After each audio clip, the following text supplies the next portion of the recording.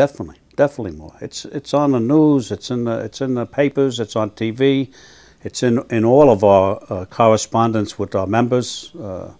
Most unions have some kind of help available. It's just there today. It's not accepted today. You're not allowed to be a drunk and stay a drunk without someone approaching it or questioning it. I guess the best way is to start from how we do things. We do an outreach to the membership. We do presentations to the apprentices. We'll do presentations at some of the mechanical contractors things. We do the metal trades presentations, just to let them know that we have a program.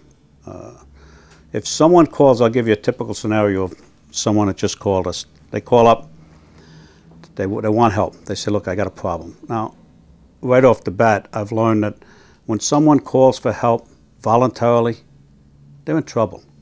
They're in real trouble. Very rarely do you get a caller calling for help that it's just a scam. And you can usually get through that pretty quick. So when someone calls up, they're already in something going on, some pretty big, unless they got a DWI, you know? So what we do is, I'll do a phone assessment, just listen to them. And then I'll recommend inpatient detox. Now the inpatient detox, we like to get them, Mickey taught me this trick a long time ago, get them the hell out of New York. Get them away from the buses and the trains and the buildings. So we got a place upstate, it's up in the mountains. It's 150 miles away, and there's only trees, and there's not that many roads. So when you come to and you look out, you say, "Oh shit!" See, if you get a steam fitter, he comes to in here, looks out there, he sees a bus, he's gone. He's gone. Psst, I'm out of here, because there's no transportation up there, so you're kind of stuck. But what we do is, we don't let them sit there alone and think too much. We go and visit them. We'll take a ride up and sit with them and say, "How you doing? What's going on?" Not most of them. By the time they get into detox, they want to stay for that. They'll stay for that.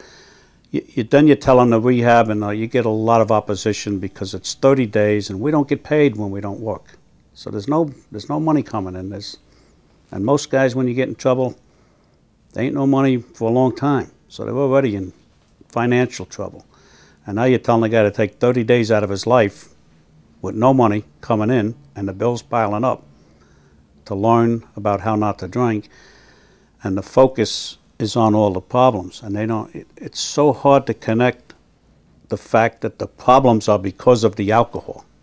They don't see that. They just see the problem. They don't see they don't want to know that it's because of the alcohol. So you're trying to get it true to them that if you can get a handle on this alcoholism addiction, if you can get this addiction under control, these other problems will subside. But they want them done right now, and so you got to spend a lot of time helping. We do have some financial things we can do. The union has it's one of a kind. Nobody else has it that I know of. They have a emergency relief fund. It's not specifically for alcoholics and addicts. It's for people that get injured or go hospitalized and need some extra funds. And all you do is write a letter requesting it. If it's legitimate, they'll send you a check for $500. It's a pretty good deal. I don't know anyone else that has that. We also have worked out with the Security Benefit Fund, which is one of the funds that we have. It's our own money, but you can access that. You can get a disability. You can get an advanced disability check to keep your family fed and keep the wolves away from the door. You know, it's something. So you can get disability, you can get that. If you have any savings, you can access that. We try to really do a lot of that paperwork for them, and I don't consider that enabling because it's, you know, if you don't, you're going to lose them. You're going to lose them. So we want to keep them as calm as can be. If you can take those problems away from here, they can focus on the recovery. Inpatient 30 days. The big thing that we've done now that we didn't have, we had started in 1990, is the aftercare. We do our own. Almost 95% of our aftercare is done by us. We handle it. We meet once a week on Thursdays. It's approximately 3 hours. We don't charge the insurance. There's no insurance involved in it. So it's not taken away from your benefit, but we've hired 3 counselors. We have 3 credential alcoholism counselors. And you know, when you say that, people say, well, okay. There's a lot of credential. These people that we hired, there's a lot of work done before we hire them. These are people that we personally know, that we admired how they handled people in the past, so we got them on board.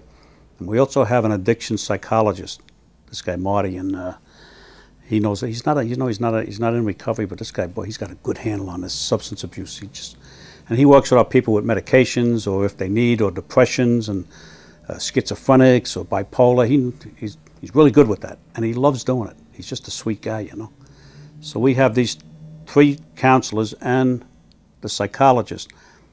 We do 2 groups, 2 separate groups, one for the newest guys that just come out of treatment, and one for the guys that we transfer them into the group, the next phase, like.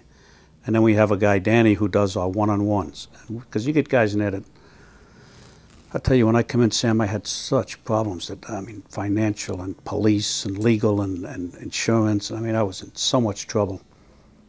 And you can't keep that in your head and stay sober. It just, don't let you rest, you know? Well, you can't really take the responsibility, but you can lessen it, and you can show them ways to handle it. You know, you can show them. I tell them my story. I tell them where I was. I says I had a freaking mountain. When I turned my head, I thought the mountain was going to crush me, you know, and that was my problems. I says today I turned my head and there's no mountain. There's nothing following me. So I says so you can get through it. You try to put it in perspective that the alcoholism caused all this shit. Focus on that. Don't focus on this. Make a list. Put a list. What are your problems? What's your most pressing problem? What's bothering you the most? Put them down. Which ones can you do something about? What can you do something about here? Pick them out. The ones you can't, take them off. What can you do?